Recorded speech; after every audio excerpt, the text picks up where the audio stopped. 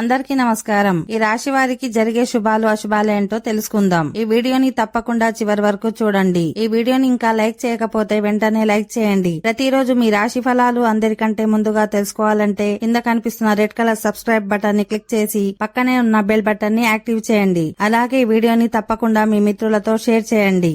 ఈ రాశి వారు ఈ రోజు కోపాన్ని అదుపులో పెట్టుకోవాలి, లేకుంటే మీ పనులు చెడిపోయే అవకాశం ఉంది.